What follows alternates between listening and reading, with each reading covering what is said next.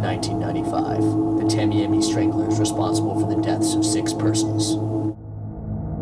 Rory Conde, the Tamiami strangler, was born on June 14, 1965, in Colombia.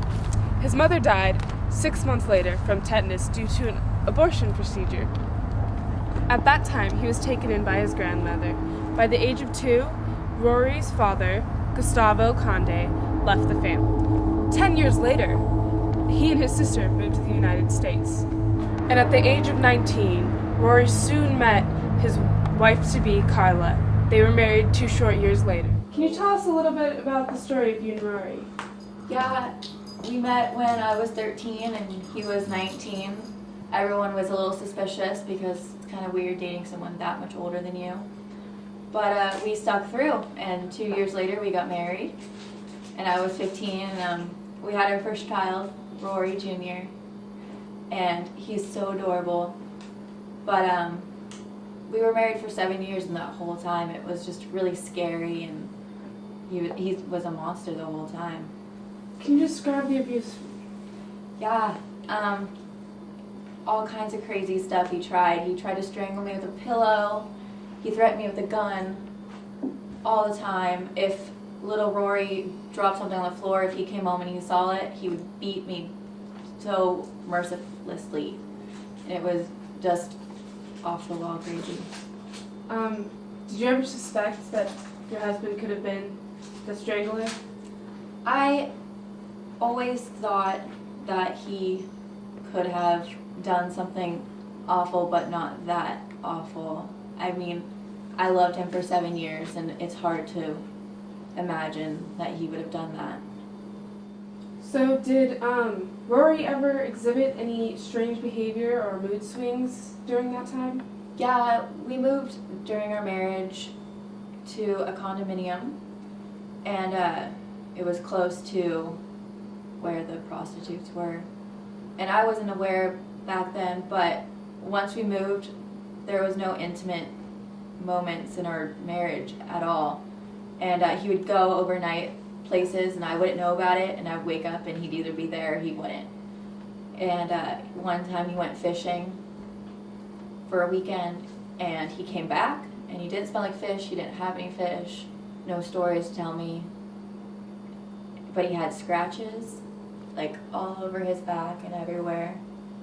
And 2 days before I gave birth to my daughter, I asked him about it, and he decided he wanted to beat me instead of telling me, and I was starting to get fed up.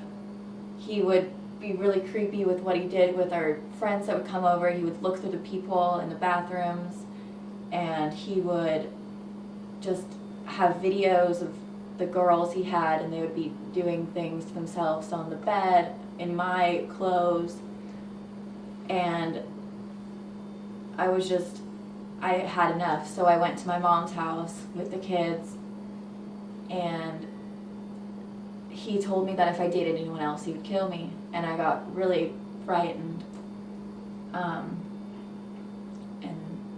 everything was just falling apart. And Thanksgiving, everything happened. Yeah. Well, thank you for your time. Thank you. The first victim was Lazaro Comensana, who was a transvestite prostitute and drug addict. He was killed by strangulation on September 17, 1994, after Rory discovered he'd hired a man as a prostitute. Rory verbally blamed the victim for his marital problems before dumping the body. The second victim, Eliza Martinez, was killed on October 8, 1994. Third victim, Charity Nava, was killed November 20th, 1994.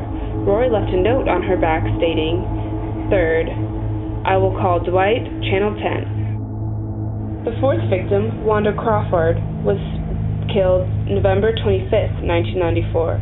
She died by strangulation. The fifth victim, Nicole Schneider, was killed December 17th, 1994.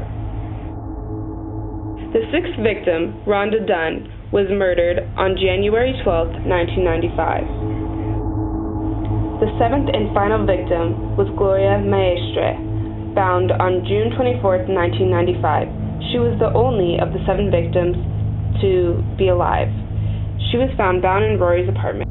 So, Gloria, you're... Actually, can you call me Trixie Bunny, please? Okay, Trixie. Bunny.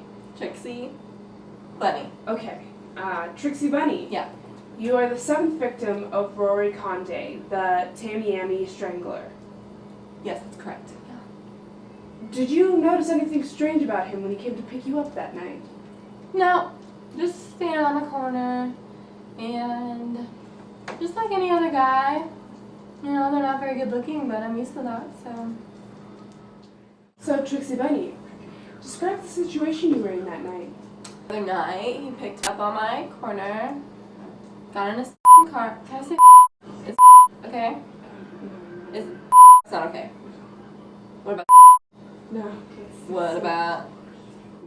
There's no cussing allowed on the show. Okay, so we drove to his we drove to his house, and then he got the duct tape out, which was, okay. I'm like, okay, you like that kind of stuff, alright. And then he started to slap me, and then he punched me, and then he knocked me out, and I can't remember anything except for I woke up, and I was duct taped from head to toe, and I started to scream, and then the neighbors came in, and then I went to the, I don't know, I was on, like, Coke or something, so I don't really remember. Okay. But, like, kind of, am I going to get arrested now because I said that? No, I don't think so. Because I don't want to go back there because Well, did you believe you would survive that situation? after it got pretty tough, I was actually kind of scared, you know? I'm used to the abuse like that, but I don't pay attention to the news, so I didn't really know what was going on. I didn't know that prostitutes were getting strangled, you know? I'm like, those are my best friends. You can't do that, you know? Yeah. But I didn't even think that would happen to me, you know? He seemed like an okay guy, but I've lived through it. I'm still on the streets selling myself, so doing all right. That's good. All right. Well, thank you for coming in today. Welcome.